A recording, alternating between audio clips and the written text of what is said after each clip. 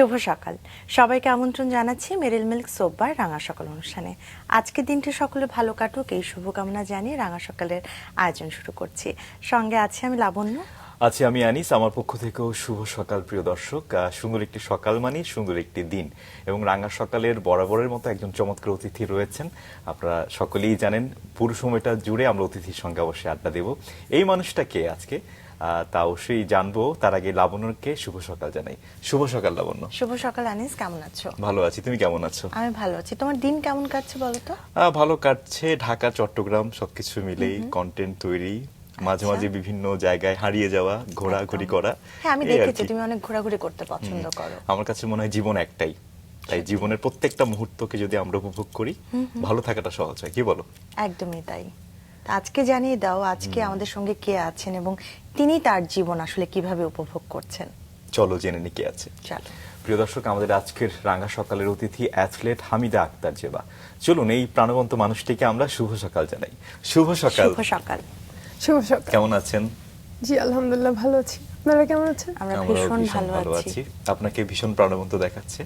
আর এই প্রাণবন্ত মানুষটিকে যখন শুনতে হয় যে মেয়েরা অ্যাথলেট ম্যারাথন পারে না, হ্যাঁ, এই কথাটাই বোধহয় আপনাকে অনেক বেশি তাড়িত করেছিল যে একজন অ্যাথলেট হয়ে যাওয়ার ক্ষেত্রে, তাই না? হ্যাঁ অবশ্যই। এটা আমি যখন প্রথমে শুরু করতে যাই তখনও এটা শুনেছিলাম, এবং আমি যখন অল্প অল্প করে প্র্যাকটিস করে নিজেকে তৈরি করছিলাম ম্যারাথনের জন্য, লং রানের জন্য আর কি, তখন এটা আমার অনেকবার শুনতে হয়েছে। এই একটা বিষয় আমাদের কারো কারো ক্ষেত্রে অনুপ্রেরণা যোগায় যে না আমাকে এটা পারতে হবে, আবার কারো কারো ক্ষেত্রে এটা তাকে পিছিয়ে নিয়ে যায়, না আমাকে দ্বারা হয়তো হবে না। কিন্তু আপনি সেই মানুষটা যে আসলে ভেবে রেখেছিলেন যে আমাকে এই জায়গাটা ধরতেই হবে, আমি এই জায়গাটা করে দেখাবো যে আমি পারি। তো সেই জায়গাটা নিয়ে আজকে আমরা অবশ্যই কথা বলবো, সেই গল্প জানবো। কিন্তু আজকে একটু পেছনে ফেরাবো আমাদের অনুষ্ঠানের নিয়ম অনুযায়ী। জীবনের সব থেকে সুন্দর একটা সময় আমার মনে হয় আমরা দুজনেই সেটা মানি, অনেকে মানেন, যে আমাদের শৈশবকাল, ছোটবেলাটা কোথায় কেটেছে, কেমন কেটেছে, সবকিছু মিলে একটু স্মৃতিগুলো জানতে চাই। জি, আমার শৈশব, আমার জন্ম এবং বেড়ে ওঠা সবকিছুই ঢাকা ক্যান্টনমেন্টেই। তো আমার বাবা একজন ডিফেন্স পার্সন ছিলেন এবং আমার মায়ের বাসা এখানেই, সো সেভাবে আমার এখানেই বেড়ে ওঠা হয়েছে। আর ছোটবেলা থেকে যখন মানুষ খেলাধুলার ব্যাপারে যদি আমি বলতে যাই, তাহলে আমি বলবো যে ছোট ছোট মেয়েরা বা বাচ্চারা যারা ওই হাড়ি পাতিল ছোট ছোট পুতুল নিয়ে খেলে, আমার আসলে রান্নাবাটি, ওই চড়ুই ভাতি, ওই খেলাটা আমার খেলে হয়ে ওঠেনি আর কি। আচ্ছা, টানতো না ব্যাপারটা কি এরকম? মানে আকর্ষণ করতো না আপনাকে? না না, আকর্ষণ তো করতোই না। প্লাস আমি যখন দেখতাম যে আমার ভাইরা মাঠে চলে যাচ্ছে ফুটবল খেলতে বা ক্রিকেট খেলতে, আমার ভাইও ভালো খেলাধুলা করতো, তো তখন আমি ওদের সাথে সাথে মাঠে চলে যেতাম। বা কখনো সুযোগ পেলে, ঢাকা শহরে তো বুঝেনি অত বেশি জায়গা নেই, খেলার বড় মাঠ নেই, তো দেখা যেত যে রাস্তার সামনে, বাসার সামনে যে রাস্তাটা আছে ওখানেই ব্যাডমিন্টন খেলা শুরু করে দিয়েছি। অনেক মানুষ অনেক কিছু বলতো ছোট থেকেই যে ও বাইরে খেলে কেন, বা একটা মেয়ে মানুষ ও কেন খেলছে ছেলেদের সাথে, এরকম হয় অনেক কিছু। ক্যান্টনমেন্ট এরিয়াটা তো নিজেদের মধ্যেই আসলে দেখা যায় থাকা হয়। জি, আমার ঢাকা ক্যান্টনমেন্টের ভেতরেই পড়েছে এরিয়াটা, কিন্তু এক্স্যাক্টলি যে ক্যান্টনমেন্টটা ওইটা না, ক্যান্টনমেন্টের বাইরে, বাট ক্যান্টনমেন্ট এরিয়াতে পড়েছে আর কি, ঢাকা ক্যান্ট ঠিকানা লিখতে হবে। সে সময় আর মেয়েরা খেলতো না আপনি যে সময় খেলাধুলা করছিলেন? খুব একটা না, খুব কম। মানে ওখানে খুব বেশি একটা মেয়ে ছিল না, বা আমার ওই যে আপুরা যারা ছিল, মামাতো বোনরা, ওরা দেখা যায় যে আমার চেয়ে একটু বড় ছিল, তো ওরাও বাইরে আসতো না কখনো, খেলাধুলা কম করতো, আমি একটু বাইরে বাইরে থাকতে পছন্দ করতাম। ক্যান্টনমেন্টের ডিসিপ্লিন যে একটা বিষয় রয়েছে, তাই না? সেটাই। এই পরিবেশটা কেমন উপভোগ করছিলেন? ডিসিপ্লিন তো এখনো আগের মতোই আছে, খুবই স্ট্রিক্ট। তো সেখানে দেখা যায় যে অনেক কিছু মেইনটেইন করে চলতে হয়, আপনি চাইলেই অনেক কিছু করতে পারবেন না, বাইরে ঘোরাঘুরি করা যায় না, বিভিন্ন জিনিস থাকে। আর আমি যেহেতু আমি বলেছি যে ক্যান্টনমেন্ট এরিয়াটা আমার লিখতেই হবে, কারণ ওটা ক্যান্টনমেন্ট এরিয়ার মধ্যে পড়েছে। আচ্ছা, এমনিতে এটা একটা ভালো দিক আসলে আমাদের জীবনের, ছোটবেলা থেকে আসলে যখন নিয়ম শৃঙ্খলার মধ্যে আমরা ঢুকে যাই তখন এটা আমাদের জীবনে একটা প্রভাব ফেলে। কিন্তু এই যে আপনি সে সময় আপনার হয়তো মামাতো বোনরা বা আরো যারা আপুরা ছিলেন তারা খেলতে নামছেন না, আপনি নামছিলেন, আপনার আসলে ওই আমাদের মেয়েদের যে খেলাধুলাগুলো আসলে রান্নাবাতি বা একটু চড়ুই ভাতি সেগুলো আপনার পছন্দ ছিল না। পরিবার এই ক্ষেত্রে আপনাকে আসলে কোনো বাধা দিয়েছিল, বা সেই সময়টা যদিও ছোটবেলা আসলে তেমন কিছু বলে না, আপনার ক্ষেত্রে কি হয়েছিল? পরিবার বাধা দিয়েছে বলতে ওইভাবে তো বাধা দেয়নি কখনো। ছোটই ছিলাম, আর দেখতো যে দুরন্ত ছিলাম একটু বেশি, আর অবশ্যই ডাক দিত একটু সন্ধ্যা হয়ে গেলে বা বিকাল হয়ে গেলে যে চলে বাসায় আসো। চলে আসো, বাসায় থাকো, বাইরে মাঠে যেও না একা একা। মাঠে যে মানে আমি খেলতেছি তো আমার ভাইদের সাথে বা ছোট ছোট যারা বন্ধু আচ্ছা। আছে তাদের সাথে, তো অত বেশি অবস্টাকল ওই রকম যে ছিল তা না। কিন্তু যখন একটু বড় হওয়ার পরে মানে বুঝতে শিখেছি, বা তখন বাইরে যাওয়াটা হয়তো বা অত বেশি অ্যাজ ইউজুয়াল না, তো তখন হচ্ছে গিয়ে না করতো যে এখন যেও খেলাধুলা না। করার দরকার নেই, বা পড়াশোনার একটা চাপ চলে আসতো তখন, সেই সময়টা এরকম আর কি। এমনি আপনারা ক ভাই বোন ছিলেন? আমরা 2 ভাই বোন, আমি ছোট আর আপনি একজন ছোট। বড় হয়েছে। আচ্ছা, তো এই সময়টা কি স্বপ্ন দেখা হয়েছে যে আপনি বড় হয়ে কি হবেন, বা পরিবার থেকেও আসলে ওই সময়টা আমার মনে হয় আমরা যেই সময়টা বড় হয়েছে আমাদের পরিবারই একটা স্বপ্ন দেখা শুরু করে, সেই স্বপ্নটা আমাদের মধ্যে আসলে একরকম দেখানো শুরু করে। আপনার ক্ষেত্রে কি হয়েছে? আমার ছোটবেলার স্বপ্ন ছিল আমি ডাক্তার হব। আচ্ছা, সবার এটা মতোই। হচ্ছে- হ্যাঁ, এটা হচ্ছে কমন স্বপ্ন আমাদের হ্যাঁ। সবার। স্কুলে হচ্ছে গিয়ে যখন জিজ্ঞেস করতো টিচার, তখন সবাই একসাথে বলতো যে আমরা ডাক্তার হব। ডাক্তার হব, এই মিন লাইফে লেখা হতো যে ডক্টর হ্যাঁ, হব। ডক্টর, হ্যাঁ। তো এইটাই ছিল। তারপরে যখন আস্তে আস্তে বড় হলাম, তখন আবার স্বপ্নটা চেঞ্জ হলো। তখন মনে হলো যে না, আমি পুলিশ হব। আচ্ছা। পুলিশ হওয়ার পরে যখন দেখলাম যে না, পুলিশ তো হওয়া যাবে না, হ্যাঁ। এখন আমি অন্য কিছু হব। কি Okay. হব? ওই যে মানে ব্যাংকার হব, একটা থাকে যে আমরা বিজনেস ব্যাকগ্রাউন্ড থেকে পড়াশোনা করে আসছি, ব্যাংকার আমি সকলের ব্যাংকে জব স্বপ্ন। করব। তারপর ওইটাও চেঞ্জ হয়ে গেল, এখন হতে হতে আমি শেষে টিচার হয়ে গেলাম। পরিবার আসলে কি চাইতো? পরিবার কি কোনো চাপিয়ে দিয়েছিল যে তোমাকে এটা হতে হবে? হ্যাঁ? পরিবার এমনি বলতো কিনা যে তুমি এটা হতে পারো? না, পরিবার কখনো আসলে আমাকে ওইভাবে চাপ দেয়নি। তারা বলেছে যে একটু ভালোভাবে পড়াশোনা করো। পড়াশোনাটা একটু রেজাল্ট ভালো হোক, বা তোমার যেটা ভালো লাগে ওইটা করতে পারো। এবং শৈশবে আপনি অনেক বই পড়তেন আমরা যতটুকু জানি, খেলাধুলার পাশাপাশি। কি ধরনের বই পড়তেন? আমি একটু হরর টাইপের ফিল্ম দেখা বা বই পড়া ওইটা পছন্দ করতাম, মানে ভালো লাগতো। আচ্ছা। আর খেলাধুলার যেই সিরিজগুলো আসতো বা খবর দেখতাম, খেলা দেখতাম, আমি আমার বাবার সাথে বসে খেলাধুলা দেখতাম। হ্যাঁ, ছোট আচ্ছা। থেকেই দেখতাম। এবং এই ভালোবাসা যে আপনাকে এতদূর নিয়ে এসেছে, সেই সেরকম কিছু তথ্য আমরা জানি, সেটা এই মুহূর্তে একটু আনিস জানিয়ে আসবে। আনিস? হ্যাঁ, আমরা একটু জানিয়ে দিই। হ্যাঁ, প্রিয় দর্শক, ঢাকায় জন্ম ও বেড়ে ওঠা হামিদা আক্তার জেবা বিশ্ববিদ্যালয় জীবনে হঠাৎ করেই দৌড়ের প্রতি গভীর অনুরাগ খুঁজে পান। কার্জন হলে যাওয়ার পথে জিমনেশিয়াম মাঠে আন্তঃহল ক্রীড়া প্রতিযোগিতা দেখে জেবার মনে জন্ম নেয় ম্যারাথনের স্বপ্ন। মেয়েরা দীর্ঘ দূরত্ব দৌড়াতে পারে না, এমন মন্তব্য তাকে আরো অনুপ্রাণিত করে। আদমজী ক্যান্টনমেন্ট কলেজে পড়াকালে বিভাগীয় চ্যাম্পিয়ন হ্যান্ডবল দলের সদস্য ছিলেন তিনি। ঢাকা বিশ্ববিদ্যালয়ের সুফিয়া কামাল হলের হয়ে volleyball, football, cricket, badminton, handball ও অ্যাথলেটিক্স সব খেলাতেই যোগ দেন এবং 2020 সালে অ্যাথলেটিক্সে হন হল চ্যাম্পিয়ন। 2018 সালে 5 কিলোমিটার দৌড় দিয়ে শুরু হয় তার ম্যারাথন যাত্রা, যা পরবর্তীতে 10, 21, 45 এবং 50 কিলোমিটার পর্যন্ত বিস্তৃত হয়। বান্দরবানের ব্যান্ডরাথনে নারী বিভাগে প্রথম বঙ্গবন্ধু শেখ মুজিব ঢাকা ম্যারাথন 2021-এ প্রথম, লাদাখ ও নেপালের আন্তর্জাতিক ম্যারাথনে উজ্জ্বল সাফল্য অর্জন করেন তিনি। পরিবারের আপত্তির মাঝেও দৃঢ় মনোবল নিয়ে পথ চলা জেবা একসময় সবার ভালোবাসা ও সমর্থন অর্জন করেন। বর্তমানে তিনি একটি ইংরেজি মাধ্যম স্কুলের শিক্ষক হয়ে শতাধিক ম্যারাথনে অংশ নিয়েছেন এবং সংগ্রহ করেছেন অসংখ্য মেডেল ও ক্রেস্ট। আপনার অর্জনের কথা, এগিয়ে যাওয়ার কথা তো আমরা অবশ্যই শুনবো। আমরা যে প্রসঙ্গে ছিলাম, আসলে শৈশবে ছিলাম। হ্যাঁ, বাবার সঙ্গে আপনার সম্পর্ক কেমন ছিল? আপনার বাবা তো একজন সামরিক ব্যক্তিত্ব ছিলেন, শুনি তার কথা। হ্যাঁ, আমার বাবা বাংলাদেশ আর্মিতে ছিলেন। বাবা হচ্ছে গিয়ে কখনো ওইভাবে বাধা দেননি, কারণ আমার বাবাও খেলাধুলা পছন্দ করতেন। আমার বড় ভাই খেলাধুলা করতেন খুব ভালো। আমিও আস্তে আস্তে যখন দেখেছি, এটা হয়তো বা আমার ওই যে বংশগতভাবে চলে এসেছে আমার রক্তে, রক্তেই ছিল। স্পোর্টস জিনিসটা। কারণ একটা অ্যাথলেট তৈরি হতে হলে তো অনেক বেশি কষ্ট করতে হয়, অনেক বেশি ধৈর্য, হার্ডওয়ার্কের ফল। ডেফিনেটলি আমিও হার্ডওয়ার্ক করি, কিন্তু সেক্ষেত্রে দেখা যায় যে হয়তো বা আমার বংশগতভাবে বা বাবার থেকে যে জিনিসটা পেয়েছি ওটা আমাকে অনেক বেশি সাহায্য করেছে আর কি।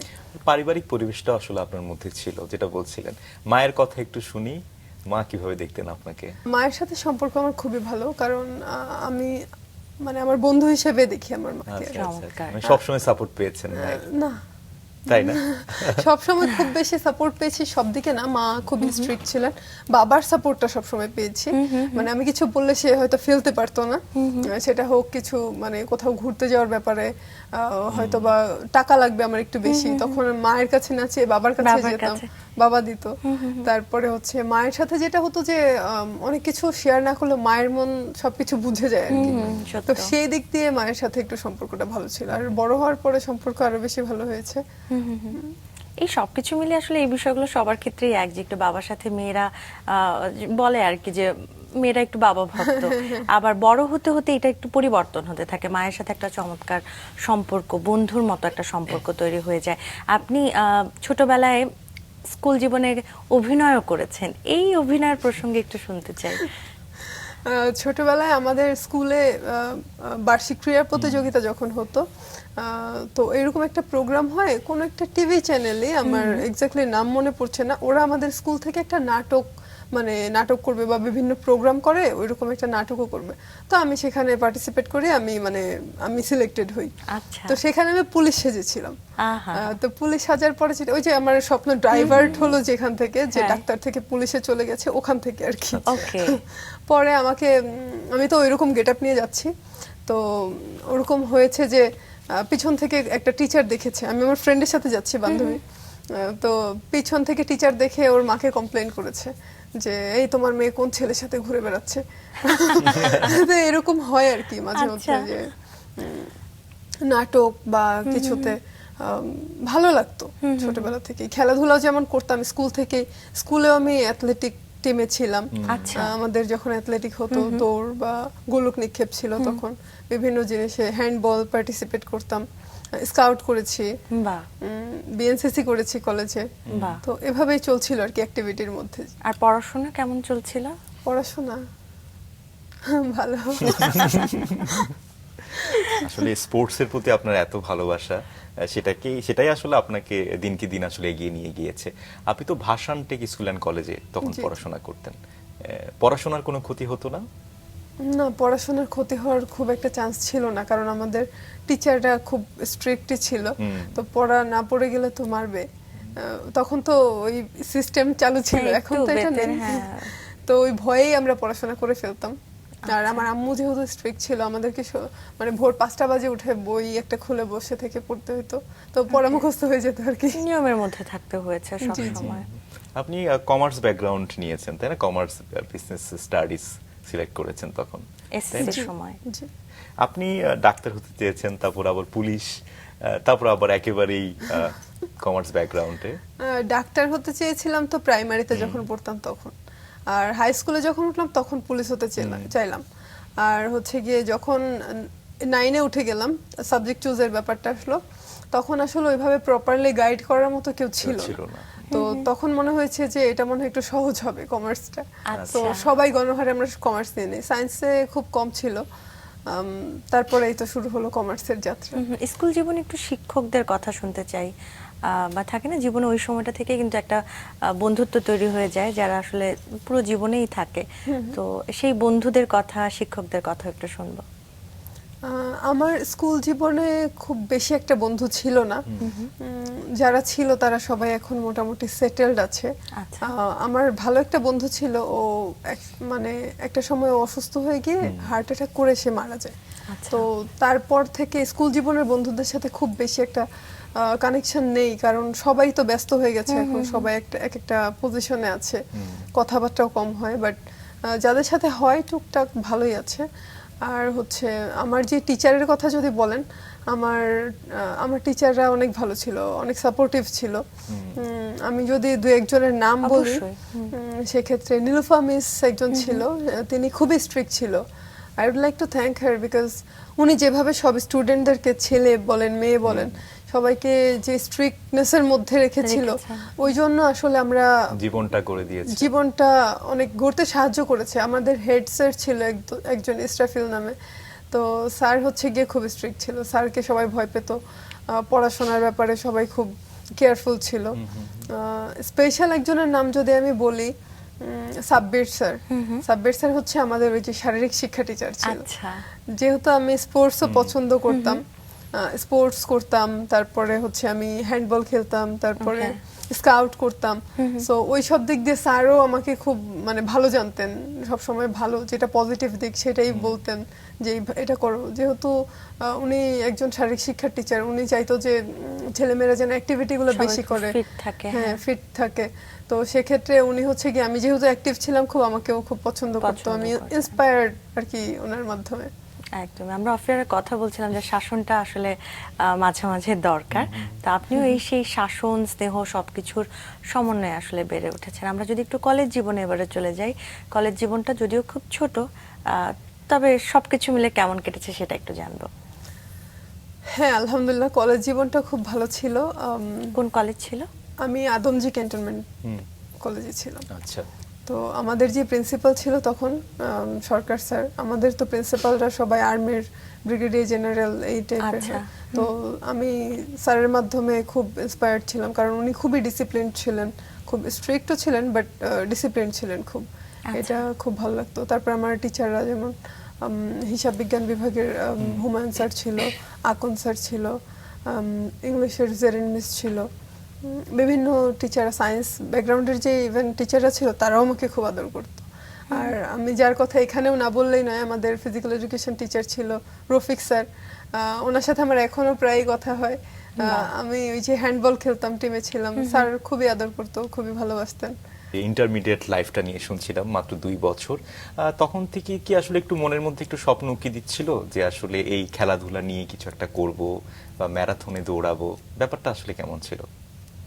না, তখন তো ম্যারাথন সম্পর্কে জানতামই না কিছু। ম্যারাথন তো তখন থেকে বাংলাদেশে আসলে প্রচলিত ছিল না। হ্যাঁ। তো তখন ওই যে হ্যান্ডবল খেলতাম ভালো, তখন মনে হতো যে হ্যান্ডবল নিয়ে কিছু করব আচ্ছা, বা কোনো আচ্ছা। ক্লাবে বা এইভাবে খেলবো, ওইরকম মনে হতো। কিন্তু আসলে ওই যে আমাদের তো পড়াশোনার যে ইয়াটা থাকে চাপটা 2 থাকে, বছরের হ্যাঁ। মধ্যে, ওখান থেকে যে পসিবল হয় না যে আরেকটা কিছুতে প্র্যাকটিস করব। বা যেহেতু আমি একটু অফ সাইডে, এই সাইডে থাকি, এই সাইড থেকে ওইদিকে গিয়ে বা পড়াশোনা এই ব্যাকগ্রাউন্ড থেকে ওখানে গিয়ে স্পোর্টস করাটা বা হ্যান্ডবল প্রশিক্ষণ নেওয়াটা, ওটা একটু কষ্টকর ছিল আর কি। পরবর্তী সময়ে আপনি ঢাকা বিশ্ববিদ্যালয়ে যুক্ত হলেন, ম্যানেজমেন্ট বিভাগে বিবিএ তে অ্যাডমিশন নিলেন। তো এই যে ভর্তি যুদ্ধ, সেটা তো আপনাকে ফেস করতে হয়েছে, তাই না? কেমন ছিল? ভর্তি যুদ্ধটা অনেক বেশি যুদ্ধের মতোই ছিল, কারণ আমি যে কিনা ক্যান্টনমেন্টের মধ্যেই সবসময় স্কুল কলেজ ছিল, সেই মানুষটার ক্যান্টনমেন্টের বাইরে গিয়ে কোচিং করা, পড়াশোনার প্রিপারেশন নেওয়া।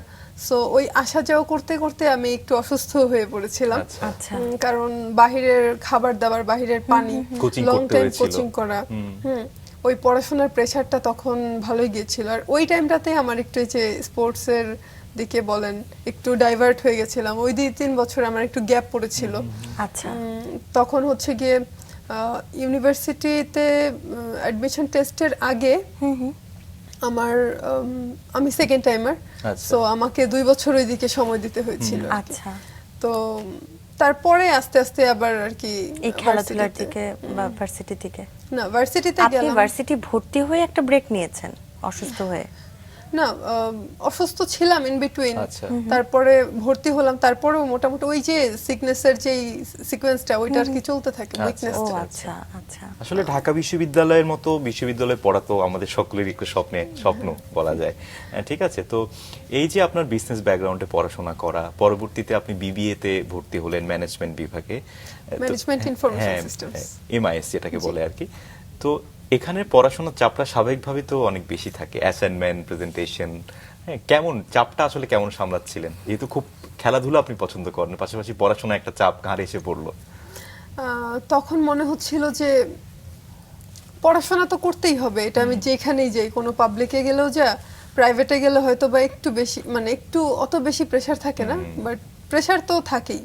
আর পড়াশোনার আমাদের যেটা হতো যে আমাদেরও এরকম 6 মান্থ সেমিস্টার ছিল, তো সেক্ষেত্রে দেখা যায় যে ওই সবসময় ব্যস্ততার মধ্যেই থাকা লাগতো। ক্লাস হতো, ক্লাসে টিচারের লেসনগুলো নেয়া, তারপর ওইটা অনুযায়ী কাজ করা। তো পড়াশোনার ক্ষেত্রে যেটা হতো যে মাঝে মধ্যে যদি অ্যাবসেন্ট মাইন্ডেড থাকতাম, যেহেতু আমি একটু অ্যাক্টিভিটি বেশি করতাম বা অ্যাক্টিভ ছিলাম, তো তখন সবসময় এভাবে বসে থাকা একটু কষ্টকর হয়ে যেত, যে আর কোনো কাজ নাই, শুধু যাচ্ছি আসছি পড়তেছি, এরকম একটু কেমন যেন লাগতো। আমার ফ্রেন্ডরা, ভার্সিটির যে ফ্রেন্ডরা ছিল, ওরা আমাকে অনেক হেল্প করতো, মানে ইউজ টু হয়ে যাওয়ার জন্য সবার সাথে, কারণ আমরা তো কেউ কাউকে চিনি না। দেখা গেছে যে থাকে না ভর্তির পরেই 2-4 জন কিন্তু একদম বেস্ট ফ্রেন্ড টাইপের হয়ে যায়, একসাথে থাকে। তো আমার সাথে খুব বেশি ফ্রেন্ডলি হওয়ার মতো এরকম কেউ ছিল না। আস্তে আস্তে হয়েছে, মানে আস্তে আস্তে হয়েছে, কিন্তু প্রথম থেকে যে কারোর সাথে খুব বেশি ফ্রেন্ডশিপ থাকবে বা ছিল ওরকম কিছু না। আর যাদের সাথে ফ্রেন্ডশিপ হয়েছে তাদের সাথে শেষ পর্যন্তই ছিল। আমার ফ্রেন্ড ছিল একজন নিষ্কৃতি নামে, খুব ভালো ফ্রেন্ড।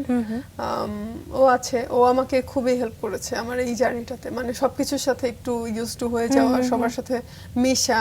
আর যেহেতু আমি একটু একা থাকতাম, কারণ খেলাধুলা যখন করতাম তখন থেকেও দেখা গেছে যে খেলাধুলা করি একসাথে একটা টিমেই, বাট সবার সাথে যে খুব ভালো কথাবার্তা বা অনেক বেশি মিলা, ওই জিনিসটা আমি মানে করি।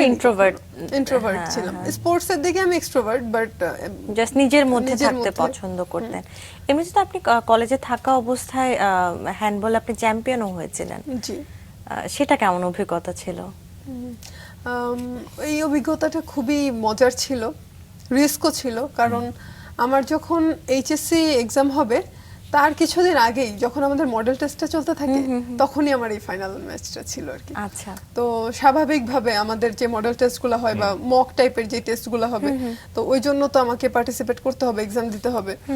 সেক্ষেত্রে দেখা গেছে যে আমার খেলাটা ওই টাইমে পড়ছে। এখন আমি তো দোটানায় পড়ে গেছি, কারণ আমি তো খেলতেও চাই, আমি যেহেতু টিমে আছি আমার খেলতেও হবে, আবার আমি যেহেতু পরীক্ষা আমার সামনে ফাইনাল, আমাকে পড়তেও হবে ভালো মতো, এক্সাম দিতে হবে।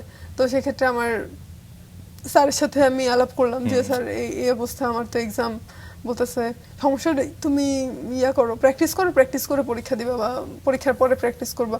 মানে সবকিছু মিলিয়ে হয়ে গেছে। আর খেলার যে সময়টা ছিল, মাঠে যখন আমরা খেলতে যাই তখন আর কোনো কিছু মাথায় থাকে না আসলে, যে কোথায় কি হচ্ছে, কি হবে, ভবিষ্যৎ কি হবে, এটার ভালো হবে না রেজাল্ট খারাপ হবে, অত বেশি চিন্তা করি নাই আমি। কেন জানো, আমার কাছে মনে হতো যে আমি খেলছি, এটাই আমি এখন এনজয় করব, এটাই আমি ভালো মতো আমার বেস্টটা দেওয়ার চেষ্টা করব, আমি এটাই ভাবতাম আর কি। খেলাধুলার প্রতি আপনার এত আকর্ষণ, আপনার প্রিয় যদি স্পোর্টসের ব্যক্তিত্বের কথা বলি, কাকে সবচেয়ে বেশি ভালো লাগে বা আপনার ফিল্ডে? আমার ফিল্ডে আমি যদি বলি তাহলে এলিয়ট কিপচোগে একজন আছে, তিনি হচ্ছেন কি কেনিয়ার রানার। তো আমি তাকে দেখে খুব ইন্সপায়ার হই, কারণ আমি যখন আমি ম্যারাথনের বিষয়ে বলছি, তো আমি যখন হচ্ছে গিয়ে নতুন শুরু করি রানিং, তার কিছুদিন পরে আমি আস্তে আস্তে যারা ম্যারাথনটা কোত্থেকে এলো, কিভাবে এলো, কারা করছে, ভালো রানার কারা কোথায় আছে, সবকিছু একটু যখন রিসার্চ করলাম, তখন দেখলাম উনি হচ্ছে গিয়ে এমন একজন মানুষ যে যার সাব 2 আওয়ার্সে ম্যারাথনের রেকর্ড আছে। আর ম্যারাথনের রেকর্ডটা হচ্ছে, ম্যারাথনটা কি 42.195 কিলোমিটার রান আপনাকে সম্পূর্ণ একটা কোর্সে কমপ্লিট করতে হবে। তো সেক্ষেত্রে দেখা গেছে যে সাব 2 আওয়ার্স মানে 2 ঘন্টার নিচে এই রানটা করা খুবই একটা কম্পিটিটিভ জিনিস, খুবই একটা কঠিন বিষয়। তো আস্তে আস্তে যখন জানতে থাকলাম ওনাদের ব্যাপারে, তখন আরো বেশি ইন্সপায়ার্ড হলাম। কিন্তু তার আগে তো আরেকটা অভিজ্ঞতা আপনার ছিল, সেটা হচ্ছে কার্জন হলে যাওয়ার পথে জিমনেশিয়ামে আপনার প্রথম দৌড় দেখা, ম্যারাথন দৌড় দেখার একটা অভিজ্ঞতা ছিল বোধহয়। সেটা বোধহয় প্রথম ইন্সপায়ার করেছিল, তাই না? শুনি সেই অভিজ্ঞতাটা। এটা আমাকে স্পার্ক করেছিল এমন ভাবে, আমি হচ্ছে গিয়ে একদিন ইউনিভার্সিটি শেষ করে, ক্লাস শেষ করে আর কি, কার্জন হলের দিকে যাচ্ছি, আমি বাসে যাব, আমার মানে এলাকার যে বাস আছে আমাদের সেখানে যাব। তো যেতে যেতে আমি হঠাৎ করে অনেক হই হুল্লোড় দেখলাম আর কি, কার্জন হলের পাশেই তো আমাদের জিমনেশিয়াম মাঠ। তো যখন ওই হই হুল্লোড় দেখলাম, তখন আমার মনে হলো যে কি হয়েছে, একটু ভিতরে যাই। ওই যে থাকে না মানুষের একটা কিউরিওসিটি থেকে আসলে। আমি গেলাম ভিতরে, যে দেখছি যে মাঠে এরকম মানে মাঠ তৈরি করা, ওখানে অনেক মানুষ দৌড়াচ্ছে, ইভেন খুব কষ্ট করে দৌড়াচ্ছে, এক একজনের অবস্থা খুব খারাপ, কেউ কেউ মাঠে পড়ে যাচ্ছে পিছন থেকে যারা আছে আচ্ছা। সাইড থেকে। তো আমি ভাবলাম যে হোয়াট আর দে ডুইং, মানে আমার ভিতর খুবই, আমি অনেকক্ষণ দেখলাম খেলা দেখে, একজনকে জিজ্ঞেসই করে ফেললাম, আমি তো কাউকে চিনি না ওইখানে, যে ভাইয়া ওনারা এইভাবে দৌড়াচ্ছে কেন? বলে যে এটা তো লং রান হচ্ছে 5 আচ্ছা। কিলোমিটার। আচ্ছা তো আই ওয়াজ লাইক 100 মিটার শুনছি, 200 মিটার শুনছি, 400 মিটার শুনছি, কিন্তু 5 কিলোমিটার কিলোমিটার, এটা হ্যাঁ। কিভাবে সম্ভব? আচ্ছা তো আমি ওনাকে, উনিও একটা হলের পার্টিসিপেন্ট ছিলেন, তো ওনারা হচ্ছে কি ওই হলটাকে খুব বেশি থাকে না চিয়ার আপ করে, একজনের নাম ধরে খুব বেশি ডাকছিলেন সব। ওকে তো আমি বুঝলাম যে উনি অনেক ভালো প্লেয়ার, তো জানতে চাইলাম ওনার ব্যাপারে। পরে বললো যে উনি সব সময় চ্যাম্পিয়ন হয়, 5 কিলোমিটার 10 কিলোমিটার ইভেন্ট থাকলে বাহ। উনি ওইখানে চ্যাম্পিয়ন হয়। তো আমি বললাম বাহ, আমার আগ্রহ আরো বাড়তে থাকলো রানিং নিয়ে, যে আসলে এত লম্বা রান, এটা তো চারটেখানি কথা না যে একটা মানুষ টানা এইভাবে দৌড়াচ্ছে। পরে আস্তে আস্তে ওনাকে জিজ্ঞেস করলাম, একটু ইয়ে করলাম, আমি বলি যে উনিও বলছিল আর কি অনেক অনেক কিছু, অনেক ইনফরমেশন দিচ্ছিল যে সব হলের খেলা হয়, ওই দিন আবার ইন্টার হল খেলা ছিল আর কি, সব আচ্ছা। হলগুলো মিলে যে বেস্ট আন্ত- প্লেয়ার গুলো আছে, হ্যাঁ। আন্তঃহল সব হলের প্লেয়াররা এখানে আসছে আর কি, যারা আচ্ছা। বেস্ট প্লেয়ার আর কি, আচ্ছা, 2 জন okay. করে। তো তখন আমি বললাম যে মেয়েদের হলের খেলা হয় না? পরে উনি বলছে মেয়েদের খেলা তো শেষ, আর মেয়েদের হচ্ছে শুধু 400 মিটার পর্যন্ত আছে, এর বেশি মেয়েরা দৌড়াইতে পারে না। আচ্ছা আমি বললাম এর বেশি মেয়েরা দৌড়াইতে পারে এটা না কোন মানে? সালের কথা বলছেন এমনিতে? এটা হচ্ছে খুব সম্ভবত 17 সালে, জানুয়ারি বা 2017 ফেব্রুয়ারি। আচ্ছা তারপর পরে আমি বললাম মেয়েরা দৌড়াইতে পারে না মানে? বলে না না, ওদের ইভেন্ট নেই, ওরা তো এত দৌড়াইতে পারে না, এই জন্য ওদেরকে মানে উনি একটু খুব হ্যাঁ একটু তাচ্ছিলের সাথে আর তাচ্ছিল্য বলবো কিনা জানি না, বাট উনি বেশি একটা কেয়ার করলো না ওকে ব্যাপারটা। তো আমি বললাম যে আচ্ছা ঠিক আছে। পরে উনি আর কিছু বলেনি, উনি জানেও না তো, আমাকে চিনে না বা কিছু। তো আমি ওখান থেকে ওই দিন আসলাম, আসার পথেই আরেকজনের সাথে কথা হলো মাঠেই, বলছিল যে আপনি আপু আপনাদের হলের, মানে আমার ইন্টারেস্ট দেখে উনি জিজ্ঞেস করছিল যে আপনি আপনাদের হলের টিচারকে ফোন দেন, আপনাদের হলের খেলা তো মনে হয় হয়ে গেছে, যেহেতু এটা ইন্টার হল খেলা ছিল, তার মানে সব হলের খেলাই শেষ। আচ্ছা তারপরে আমি ফোন দিয়েছি যে জানার জন্য, হলে খবর নেওয়ার জন্য, যে ম্যাম ছিল ওনাকে জিজ্ঞেস করলাম যে ম্যাম আমাদের হলের কি খেলা হয় এরকম? বা উনি বলছে হ্যাঁ খেলা তো হয়, কিন্তু বাবা আজকে তো আমাদের সব খেলা শেষ, তুমি যদি একটা দিন আগে ফোন দিতা তাহলে তো আমি একটা Participate ব্যবস্থা করতে করতে পারতাম। যেহেতু আমাকে খুব ইন্টারেস্টেড দেখতেছে, সেও আমাকে আর কি বললো যে তুমি যদি আমাকে একদিন আগে ফোন দিতা তাহলে হয়তো আমি কিছু করতে পারতাম। তো আমি বললাম যে ঠিক আছে, আমার একটু মন খারাপ হলো যে এত সুন্দর একটা সুযোগ, পার্টিসিপেশনে তো একটা মানে বড় জিনিস, যেহেতু আমি স্পোর্টস পছন্দ করি, আর তার মধ্যে আমি জানতামই না যে ইউনিভার্সিটিতে এত এত খেলার স্কোপ আছে। আমি ভাবছি ইউনিভার্সিটি শুধু পড়াশোনায়, কারণ ভর্তির পর থেকেই তো শুধু ক্লাসে যাচ্ছি। তো ওই ভাবতে ভাবতে বাসায় গেলাম, যে আমার তো একটু মন খারাপ ছিল, যেহেতু আমি স্পোর্টস পছন্দ করি, তার উপরে আবার খেলাটাও শেষ হয়ে গেল। আচ্ছা, তো গেলাম, যেতে যেতে আমি একদিনের মধ্যে, যেহেতু আমি কার্জন থেকে বাসে উঠে আমি একদিন হলেই গেলাম। হলে যাওয়ার পরে জিজ্ঞেস করলাম যে ইভেন আমার ডিপার্টমেন্টেরও কোনো মেয়ে খেলতো না, আমি যে খোঁজ খবর পাবো বা কিছু, কেউই খেলতো না, কারণ অনেক পড়ার চাপ ছিল, রাশ সব আপনাদের সময়। হল তো সুফিয়া কামাল হল ছিল সুফিয়া বোধহয়। কামাল হচ্ছিল। তো আর এটা হচ্ছে একটু মানে একদম গুলিস্তানের এই পাশটাতে, তো বঙ্গবাজারের এই সাইডে একটু আচ্ছা। দূরে, এইজন্য কেউ অত জানতো না না অত বোধহয়। জানতো না, মানে হয়তো বা পার্টিসিপেট করে অল্প অল্প, যেহেতু ওইটা বাইরের দিকে, এই জন্য আমি জানি না হয়তো বা যেহেতু আমার ডিপার্টমেন্টে কেউ ছিল না, এই জন্য আমি জানতাম না আর কি। তারপর পরে হচ্ছে আমি একদিন এরকম হলে যাই, হলে যে শুনতে পারি যে সামনে হচ্ছে গিয়ে ভলিবল খেলা হবে। আচ্ছা ভলিবল খেলা হবে, তো যদি কেউ ইন্টারেস্টেড হয় তাহলে যেন ওই যে আমার ডিপার্টমেন্টে আবার আমার হলের ছিল দু একজন, ওরা বলতেছিল যে ওই যে আমার ইন্টারেস্ট দেখে বা শুনেছে যে আমি খেলাধুলার ব্যাপারে খোঁজ খবর নিচ্ছি, হলে গিয়েছিলাম, তো ওরা বলতেছে যে হলে তো মেয়েরা দেখি ভলিবল প্র্যাকটিস করে, তুই যে খোঁজ নে। আর যেহেতু আমি অনাবাসিক প্লেয়ার, মানে অনাবাসিক একজন স্টুডেন্ট, তো আমার ওইখানে যেতে, আমি তো আর রাত্রে থাকি না, আমি কিভাবে জানবো যে ওইখানে খেলা হয় রাত্রে বা প্র্যাকটিস হয়। পরে আমি হচ্ছে গিয়ে খোঁজ নিতে গেলাম ওর কথা শুনে, শুনে যে আসলে ভলিবল খেলা হবে সামনে, কেউ যদি খেলতে চায় তাহলে যেন ওই যে প্র্যাকটিস শুরু করে বা আসে। তো আমি ওই অনুযায়ী গেলাম। আমি যাওয়ার পরে আমার কোচ ছিল একজন আমাদের, ওনাকে আমরা সোলদা বলে ডাকতাম আর কি। তো তো উনি হচ্ছে গিয়ে জগন্নাথ হলের স্টুডেন্ট ছিল এক্স, আচ্ছা। তারপরে আচ্ছা। আমাদেরই একটা টিচারের হাজবেন্ড আর কি। আচ্ছা। সেক্ষেত্রে উনিও আমাদের ওই হলের ওইখানেই থাকে, ওই টিচার হলের। তো গেলাম, প্র্যাকটিসে গেলাম, প্র্যাকটিস করে দেখলাম যে ভালোই। আবার আমার তো মানে হাইট একটু ভালো থাকাতে হয়তো বা একটু পজিটিভ দিক পাই খেলাধুলাতে। জি। পরে খেলাধুলা শুরু করলাম ওইখানে। পরে ওনারা বললো যে তুমি টিমে আছো। বাহ। তো আমি তো খুব খুশি, কারণ আমি তো কখনো ভলিবল খেলেই নাই, ভলিবল আচ্ছা। ধরিও নাই। সেক্ষেত্রে এসে টিমে খেলতে পারছি, খুবই ভালো লাগবে ব্যাপারটা। পার্টিসিপেট করলাম, করার পরে খুব বেশি দিন তো প্র্যাকটিসের পাইনি, তারপরে আমরা এবার ভালোই করলাম। আচ্ছা। এই শুরু হলো আর কি আস্তে আস্তে জার্নি Journey। খেলাধুলার। তারপরে হচ্ছে গিয়ে এরপরে আবার আসলো হচ্ছে গিয়ে অন্যান্য খেলা, অ্যাথলেটিক্স, যেমন অ্যাথলেটিক্স হয় না, এটা হচ্ছে 18-তে এসে আমি খেলা 2018 সালে, হ্যাঁ।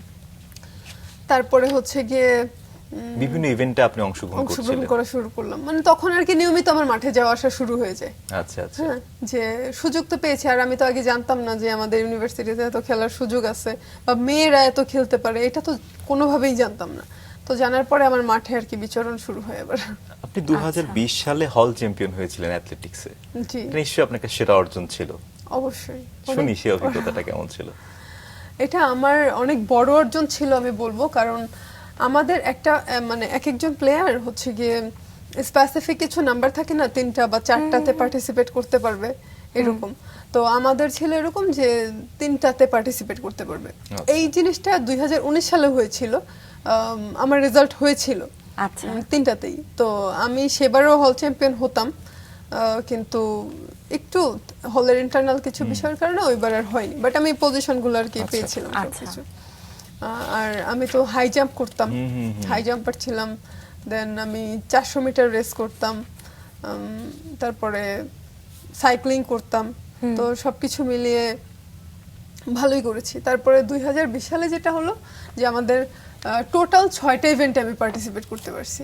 6টা কিভাবে, 3টা হচ্ছে গিয়ে আমার ইন্ডিভিজুয়াল ইভেন্ট, এই 3টাতে যে ফার্স্ট হবে বা যার পজিশন বেশি থাকবে সে হচ্ছে গিয়ে চ্যাম্পিয়ন, হল চ্যাম্পিয়ন। তো আচ্ছা। ওই 3টাতে আমার ফার্স্ট ছিল। আমরা রিলে রেস করি, একটা টিম, এক একটা টিম করে। সেই রিলে রেসে আমার পজিশন ফার্স্ট ছিল। বাহ। বাহ। সাইক্লিং রেস ছিল একটা, ওইটা তো আমার পজিশন ফার্স্ট ছিল। Wow। আর একটা আছে যেমন খুশি তেমন সাজে, ওইটা তো আমার পজিশন ফার্স্ট হয়েছে। কি সেজেছিলেন বাহ। আপনি? আমি হচ্ছে কি ওই যে একটু নাটক টাইপের করে না, নারীদের নিয়ে অ্যাওয়ারনেস এর একটা, যে হ্যাঁ, হ্যাঁ। বখাটে ছেলেরা মেয়েদেরকে ডিস্টার্ব করে, তখন করছে, হ্যাঁ। হ্যাঁ কেউ ওদেরকে হচ্ছে গিয়ে ওইভাবে অনেকে সাহায্য করে না। ধরেন একজনকে অনেক বেশি ডিস্টার্ব করছে একটা ছেলে, কিন্তু আশেপাশে মানুষ দেখে ইগনোর করে চলে যাচ্ছে, কিন্তু ওই মেয়েটা যদি প্রতিবাদ করে তখন তাকেই হচ্ছে গিয়ে মানুষ আরো বাজে কথা বলবে। জি। তাকে হচ্ছে গিয়ে হয়তো ওই ছেলেটা অ্যাসিড নিক্ষেপ করবে, তখন তাকে কেউ নিজের ঘরের তুলবে না। আমি এভাবে আর কি জিনিসটা প্রচার আচ্ছা, পুরো করেছিলাম। একটা কনসেপ্ট Concept, তৈরি করে হ্যাঁ। আপনি এই ইভেন বিষয়টি ওটা আমি এনেছিলেন। ইনস্ট্যান্ট মাথায় নিয়ে আসছি। আমি কখনো আগে Okay। থেকে প্রিপেয়ার করি না যে আমি কি করব, আচ্ছা। মানে এই নাটকের ক্ষেত্রে যেহেতু আমার একটু ভীষণ গুণী পছন্দ। একজন মানুষ, সব খেলায় আসলে পারদর্শী। যখন যেটা করছিলেন আপনি সেটাতেই ভালো করছিলেন। হ্যাঁ, আলহামদুলিল্লাহ। আপনার এই ম্যারাথনের প্র্যাকটিস বা এই ধীরে ধীরে 400 মিটার বা তারপর আরো বেড়েছে, সেগুলো নিয়ে একটু শুনবো। ওই 400 মিটারের যে ব্যাপারটা থাকে মাথায়, যে 400 মিটারে আমাদের ওই ফিল্ডে 2 ল্যাপ দিতে হবে। আচ্ছা। 200 মিটারের ট্র্যাক যেহেতু, তো তখন আমার কাছে মনে হতো যে না, এটা খুব ইজি 400 মিটার দেয়া, কিন্তু ছেলেরা যে 5 কিলোমিটার দিতেছে, এখানে 25টা ল্যাপ দিতে হবে, দ্যাট ওয়াজ সো টাফ। ওইটাই So আমাকে tough। ট্রিগার করে যে একটা এতটুকু মাঠে, একটা এতটুকু ট্র্যাকে 200 মিটারের মানুষ 25টা মানে চক্কর দিতে হবে তাকে, সেটা কিভাবে সম্ভব? অনেক সময়ের ব্যাপার। মানে তাদের অবস্থা দেখে তো আমি ওই যে প্রথমে একটু ইয়ে হয়ে গেছি যে না, এইভাবে কিভাবে ওনারা দৌড়াচ্ছে, তাও জোরেই দৌড়াচ্ছে, কেউ আস্তে দৌড়াচ্ছে যে আচ্ছা। ওরকম না। একটা ফাইট হয় লাস্ট ফিনিশিং এ, লাস্ট 200 মিটার বা 400 মিটার খুবই হ্যাঁ, ফাইট হ্যাঁ, হয়, যে কে কার আগে যাবে, এ ওকে চেস করতেছে, ওকে চেস করতেছে, এই জিনিসটা। আচ্ছা। তো আমার কাছে তো ইন্টারেস্ট লাগলো। তারপরে আমি খোঁজ নেওয়া শুরু করলাম যে মেয়েদের কি কোথাও খেলা হয় কিনা, বা ওই যে ফার্স্ট হয়েছিল কৃষ্ণ নাম, জি। জগন্নাথ হলের ওই দাদা, উনি উনি উনি আমাকে খুব ইন্সপায়ার করেছে। তো ওই দাদার সাথে আমি যোগাযোগ করি। যে এই যে আপনি একটার পর একটা বিভিন্ন ম্যারাথন প্রতিযোগিতা অংশগ্রহণ করছেন, এর জন্য তো একটা আসলে প্রস্তুতি লাগে, তাই না? বা জিমে সময় কাটানো বা শারীরিক এক ধরনের প্রস্তুতি লাগে, মানসিক প্রস্তুতি, খাবার দাবার, এই ব্যাপারগুলো আসলে কিভাবে আপনি হ্যান্ডেল করছিলেন? হ্যাঁ, আমি যখন রানিং শুরু করি প্রথমে আমার যে মাঠে আসা যাওয়া থেকে, তো তখন হচ্ছে গিয়ে আমার একজন দাদা ছিলেন জগন্নাথ হলেরই, পরিতোষদা নাম, উনি আমাকে খুব বেশি ইন্সপায়ার করতো। যেমন আমি হার্ডেলস খেলতাম, তো উনি আমাকে প্র্যাকটিস করেছে, উনি ভালো হার্ডেলার ছিলেন। উনি আমাকে এরকম গাইড করতো যে তুমি এটা করো, তুমি খাবারের দিকে এইভাবে নজর দাও, এটা খাবা, এটা খাইলে ভালো হবে, এনার্জি পাবা। তারপরে হচ্ছে জামান ভাই একজন ছিল, উনি আমাকে লং রানটা প্র্যাকটিস করাইতো, উনিও লং রানার ছিল, ওই যে 5 কিলোমিটার। তারপরে কৃষ্ণদা, উনি আমাকে রমনায় নিয়ে গেছে প্রথম আমাকে কৃষ্ণদা প্র্যাকটিসের জন্য, যে রমনাতে ইভেন্ট হয়, রমনাতে অনেক মানুষ প্র্যাকটিস করে। ওই যে আমি লং রানটার ব্যাপারে, ম্যারাথনের ব্যাপারে জানতে পেরেছিলাম আর কি ওনাদের মাধ্যমে। যেহেতু ওনারা লং রান করে, ওনারা জানে যে বাইরে টুকটাক ইভেন্ট হয়, তারপরে অনেক বেশি ইনফরমেশন আমি গ্যাদার করতে পেরেছি আর কি ওনাদের কাছ থেকে। তারপরে আস্তে আস্তে যখন আমি ওই ইউনিভার্সিটি ইয়ারটা থেকে, গন্ডিটা থেকে বের হলাম, মানে স্পোর্টসের জন্য ওই ম্যারাথনে পার্টিসিপেট করা, এখানে ওখানে যাওয়া, তো তখন থেকে আস্তে আস্তে বিভিন্ন গ্রুপে আমি অ্যাড হইতে থাকি। সেখান থেকে বিডি রানার্স নামে আমাদের একটা গ্রুপ আছে, তো ওই গ্রুপে দেখা যায় যে মানুষ ওই রানিং এর প্র্যাকটিস গুলা, তারপরে কোথায় কোথায় ইভেন্ট হবে এগুলো সব শেয়ার করতো। তো সেখান থেকে পার্টিসিপেট করতাম, রেজিস্ট্রেশন করতে হয়, ওভাবে করতাম। প্রথম বাইরে, মানে ভার্সিটির বাইরে প্রথম কোথায় প্রতিযোগিতায় অংশগ্রহণ করলেন? ভার্সিটির বাইরে রমনা পার্কে ছিল এটা। ওটা কি জাস্ট প্র্যাকটিসের জন্য নাকি কোনো প্রতিযোগিতায় ছিল? ওটা একটা 5 কিলোমিটার রান ছিল, প্র্যাকটিস করেছি এর আগে ইউনিভার্সিটির মাঠে। কেমন অভিজ্ঞতা ছিল এই প্রথম ভার্সিটির বাইরে গিয়ে রমনায়? অভিজ্ঞতাটা কেমন ছিল? অভিজ্ঞতা ওইটা খুবই ভালো, মানে দারুণ ছিল এক কথায়, কারণ এটা আমার সেকেন্ড রেস ছিল। প্রথমটা হচ্ছে আমার ইউনিভার্সিটির মধ্যে হইলো, দি গ্রেট বাংলাদেশ রান যেটা করলো, ওখানে 5 কিলোমিটার। হ্যাঁ, ওখানে 5 কিলোমিটার করেছি প্রথম। তারপরে আমি গিয়েছি হচ্ছে গিয়ে ওই আরেকটা রেসে রমনাতে গেলাম, ওখানে গিয়ে আমি সেকেন্ড হয়েছি। তো ওইটা তো আমার কাছে খুবই, মানে অনেক বড় একটা জিনিস, যে জীবনের সেকেন্ড রেস, এখানে আমি সেকেন্ড হয়েছি। রমনাতে আপনি 5 কিলোমিটার ম্যারাথন অংশ নিয়েছিলেন, তাহলে ওটা লং রান বলে, ম্যারাথন বলে না, লং রান। আচ্ছা, এটা আসলে কয়বার প্রদক্ষিণ হতে, ল্যাব কয়টা ছিল? দুইটা ল্যাব। মোটামুটি 2.5 কিলোমিটারের মতো হয়, তো 2.5 কিলোর একটু কম হয়, তো ওইখানে 2টা ল্যাব দিলে আর একটু ডিসটেন্স বাড়তি করলেই হচ্ছে 5 কিলোমিটার হয়ে যায়। হ্যাঁ, আচ্ছা। তো এরপর ওখানে যখন গেছি দেখলাম যে সবাই একরকম টি শার্ট পরা, ইভেন্টগুলোতে তাই হয়, তো খুবই ভালো লাগছিল। আবার পজিশনও পেয়েছি, মেডেল দিচ্ছে আলাদাভাবে, নাম ডাকতেছে, খুবই তো ভালো লাগছে। সবাই আসতেছে বিভিন্ন জায়গা থেকে, দূর দূরান্ত থেকে সবাই আসে, সবাই কংগ্রেচুলেট করলো অনেকে। আমার এই জায়গাটা একটু জানতে ইচ্ছে করছে, একটা সময় আপনি 5 কিলোমিটার নিয়ে ভাবতেন যে কিভাবে সম্ভব, আপনার ক্ষেত্রে কিভাবে সম্ভব হয়েছিল, কিভাবে আসলে নিজেকে তৈরি করেছিলেন? আমি তৈরি করেছিলাম হচ্ছে গিয়ে যে আমাদের ইউনিভার্সিটির যারা ছিল, ওই যে জানতো, সহযোগিতা করেছে। তারপরে সুইমার একজন ছিল আমাদের, খুব ভালো সুইমার আর কি, রাসেল, উনি আমাকে হচ্ছে ওই প্রথম আমাদের ইউনিভার্সিটির যে ইভেন্টটা হবে ওইখানে রেজিস্ট্রেশন করিয়ে দেয় আর কি, আমার ইন্টারেস্ট দেখে। আর আমি তো প্র্যাকটিস করতাম ইউনিভার্সিটির ভিতরে, আমাদের জিমনেশিয়াম মাঠ আছে, এর আগে কখনো আমি বাইরে প্র্যাকটিস করিনি, ওই মাঠের মধ্যেই আমি সবসময় প্র্যাকটিস করতাম। তো ওখান থেকে আর কি আমার প্রিপারেশন শুরু। ওখানে আমাদের জিম ছিল, মাঠে জিম আছে, জিমে যেতাম। আমার টিচাররা আমাকে খুব হেল্প করতো, যেমন আমি যদি নাম বলি, সেখানে শাহজাহান স্যার ছিলেন, কবিতা ম্যাম, মুক্তি ভাই, Azad sir, Jalal sir, Sweety ma'am, তারপর শাহাদাত স্যার একজন ছিলেন, জাকির, অনেকেই ছিলেন। আমি হয়তো সবার নামটা ওইভাবে, সবার অনেক সহযোগিতা পেয়েছেন কিন্তু এই জায়গাটায় পরিবারের বিষয়ে এবারে জানবো, পরিবার কতটুকু সাপোর্ট দিচ্ছিল এই বিষয়ে জানার পরে? না, পরিবারকে তো আমি প্রথমে ভয়ে জানাইনি, মানে আমি যে আবার খেলাধুলা শুরু করেছি এটা আমি ওনাদেরকে প্রথমে জানতে দেইনি অনেক দিন পর্যন্ত। তো আমার যে ক্রেস্ট হতো ইভেন্টের, মানে ওই যে আমি সেকেন্ড রেসের পর থেকে জিতা শুরু করলাম আল্লাহর রহমতে, আমি প্রায় সবগুলো রেসেই পজিশন পেয়েছি। তো আমার ওই ইউনিভার্সিটি লেভেলের যে ক্রেস্ট গুলা আমি সবগুলো ওগুলা হলে রেখে যেতাম, মানে আমি এর মধ্যে আমি যখন একটু ভালো খেলাধুলা করতাম, তো আমাকে হল থেকে আমি সিট নিতে চাইলাম, তো আমি সিট নিলাম যে আমি তো স্পোর্টস করতে হবে বা করবোই, এটা ছাড়বো না। হলে রাত্রে প্র্যাকটিস হয়, তো তো মাঝে মধ্যে দেখা যেত আমি রাত্রে প্র্যাকটিস করে অনেক লেট করে বাসায় যাচ্ছি, এটাও একটু রিস্কি হয়ে যায়। কারণ হলে তো সারাদিন ক্লাস করে সবাই বিকেলে কোচিং বা টিউশন করে রাত্রে আসে, রাত্রে প্র্যাকটিসটা হয়, তো ওখান থেকেও যাওয়া আসা করতে অনেক কষ্ট হয়। তো হলে একটা আমি এরকম সিট নিলাম। বাসায় জানতে চাইনি যে তুমি সিট নিচ্ছ কেন হলো? হ্যাঁ, তখন ওই যে কজ আছে, তো ওই যে মেট্রো রেল হচ্ছিল, আচ্ছা। তো মেট্রো রেলের কারণে আসা যাওয়া করতে বা এক্সাম দিতেও একটু যাওয়া আসায় দেরি হয়ে যেত আর কি, এটা আচ্ছা। একটা কজ ছিল। আচ্ছা। পরে হলে উঠলাম, হলে ওঠার পরে তখন আবার ক্রিকেটের একটা প্র্যাকটিস চলতো, তখন রাত্রেই আপনি কোন হতো। সেমিস্টারে পড়েন ইউনিভার্সিটিতে? তখন আমি মনে হয় থার্ড ইয়ারে বা ফোর্থ ইয়ারে আচ্ছা, প্রথমে, শেষের দিকে। হ্যাঁ অলমোস্ট শেষের দিকে আর কি। তো পড়াশোনারও চাপ, আবার এদিকে খেলাধুলা একটু ওই সিজনটাতে মানে জানুয়ারি ফেব্রুয়ারি এগুলোতে তো একটু বেশি হয়। তো ক্রিকেটের তখন কথা একটু- বলছিলেন, ক্রিকেটও কি শুরু করেছিলেন হ্যাঁ, প্র্যাকটিস? ক্রিকেট খেলেছিলাম। বাহ। আচ্ছা, কেমন অভিজ্ঞতা? ক্রিকেটে অনেক বেশি লং টাইম থাকা লাগে, সময় তো দিতে মাঠে হয়। অনেক বেশি প্র্যাকটিস করতে হয়, সময় দিতে হয়। ওখানে অত বেশি ভালো মানে খারাপ করেছি বলবো না, বাট অনেক বেশি যে ভালো করতে পারবো ওই লং টাইম পর্যন্ত মাঠে দাঁড়িয়ে থাকা বা ইয়ে করার ইচ্ছাটা আর কি। হয়নি। তারপর আপনি বান্দরবনের ব্যান্ডরাথনে নারী বিভাগে প্রথম হওয়ার একটা অভিজ্ঞতা হয়েছে, সেই ইভেন্টটা সম্পর্কে একটু শুনি। এটা কখনকার কথা? এটা হচ্ছে 2019 সালে। আচ্ছা, তখন ইউনিভার্সিটিতে পড়তেন? হ্যাঁ। আচ্ছা। তো 2019 সালে যখন এই ইভেন্টটা হয়, শুনি যে ট্রেলে রান হবে, মানে আচ্ছা, পাহাড়ে হবে। পাহাড়ে। তো এটাও আমাকে একটু ক্লিক করে ভালোই, আচ্ছা। আমার ট্রেল অনেক পছন্দ, আমি ঘুরতে পছন্দ করি। আচ্ছা। তো আমার যে বিভিন্ন জায়গায় ঢাকার বাইরে বা দেশের বাইরে বিভিন্ন জায়গায় যাওয়া, আমার ওই লক্ষ্য ম্যারাথন প্লাস ঘোরা। যে আচ্ছা। এমনিতে নরমালি গেলে তো দেখেন একটা খরচের বিষয় থাকে, যে আমি শুধু ঘোরার উদ্দেশ্যে এখানে যাচ্ছি, কিন্তু আমি যদি একটা ম্যারাথনের উদ্দেশ্যে এখানে যাই, তাহলে আমার ম্যারাথনটা হচ্ছে, ঘোরাটাও হচ্ছে, দুইটাই একসাথে হয়ে একসাথে যায়। হচ্ছে, হ্যাঁ। তো শুনলাম, রেজিস্ট্রেশন করলাম সেখানে।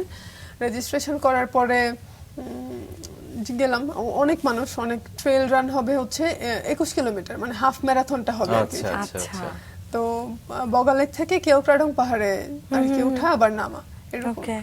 তো পরে হচ্ছে গিয়ে সবাই বলতেছে যে তুমি তো এর আগে কখনো হাফ দাও নাই, মানে 10 কিলোমিটার উপরে আমি কখনো রান করি নাই, তাহলে আমি এটা কিভাবে দিব। আচ্ছা, মানে ওই যে আগে যেটা শুনেছিলাম যে মেয়েরা এত রান করতে পারে না, সেটাই বা- বারবার আপনাকে, হ্যাঁ, হ্যাঁ। মানে যারা জানে না ঠিক মতো আর কি, তারা এগুলো বলবে।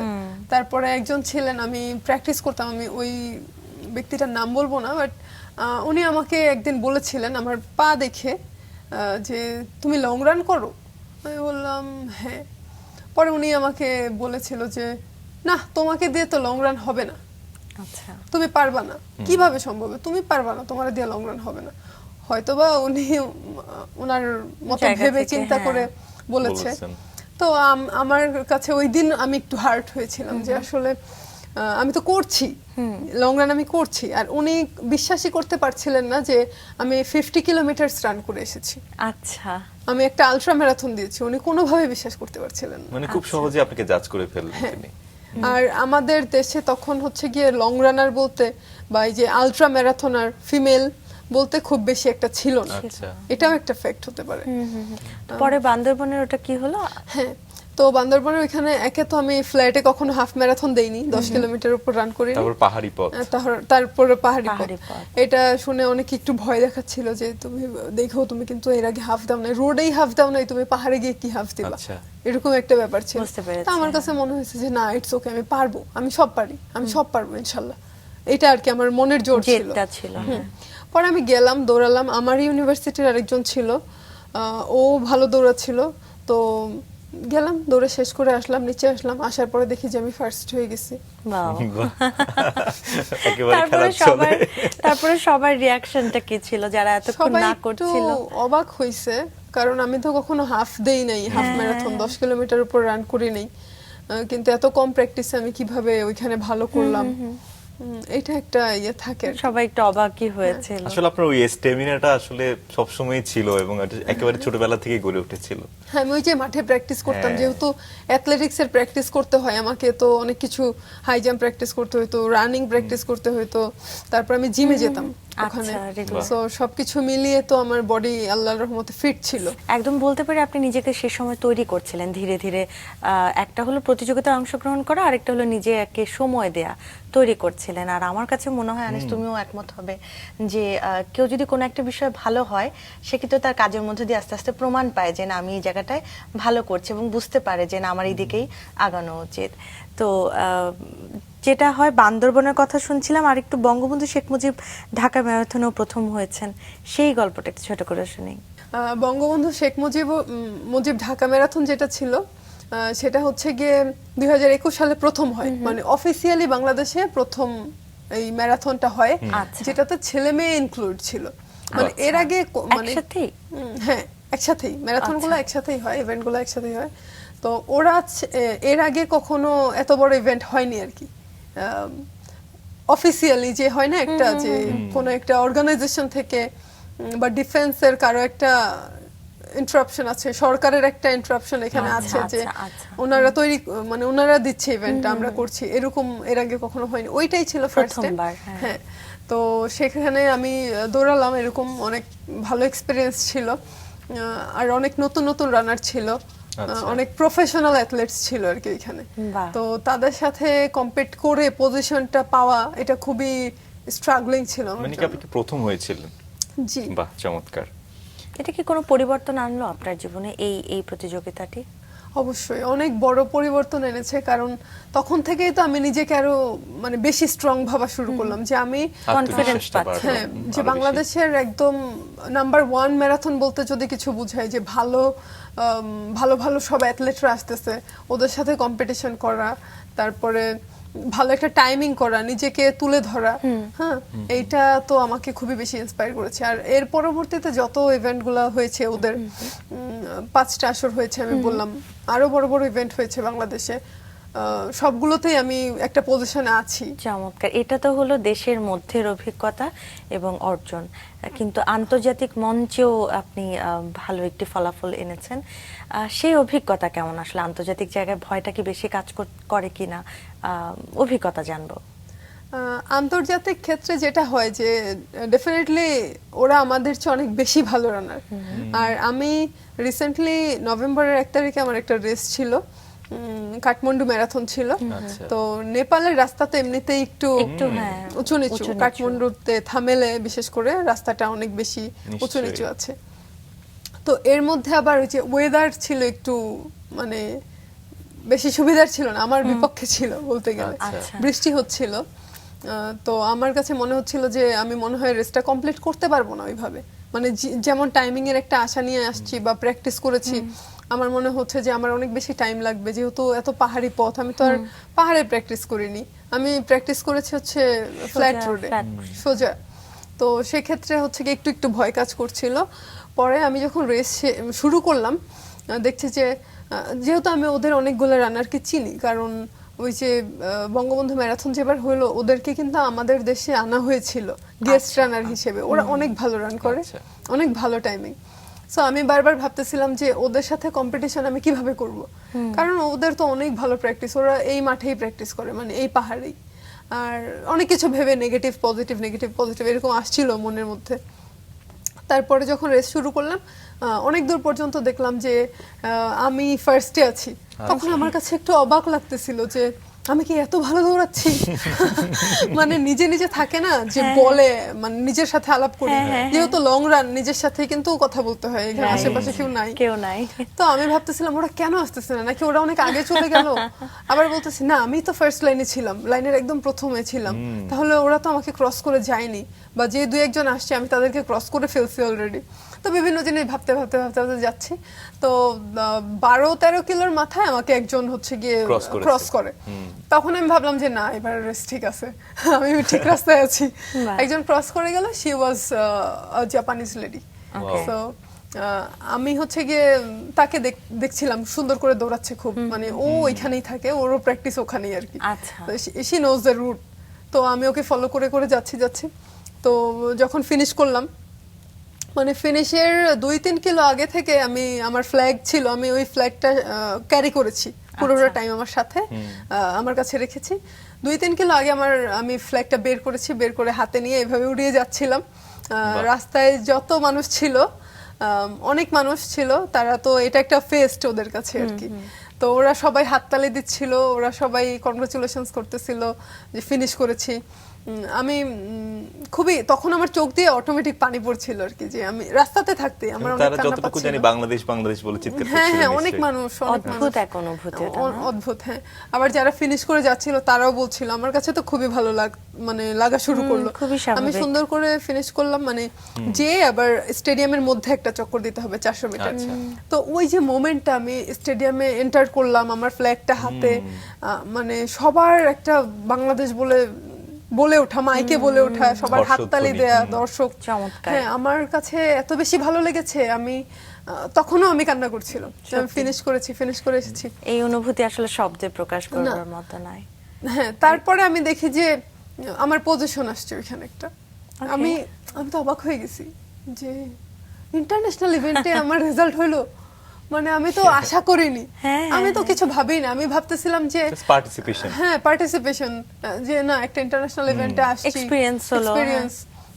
যেমন আমি লাদাখ ম্যারাথন করেছি, তো এইটা ওইরকমই আমি নিচ্ছিলাম। এসে দেখে যে আমার পজিশন হয়েছে, তখন আমি আবার ক্রস চেক করার জন্য আবার গেলাম যে ঠিক আছে কিনা সবকিছু। হ্যাঁ।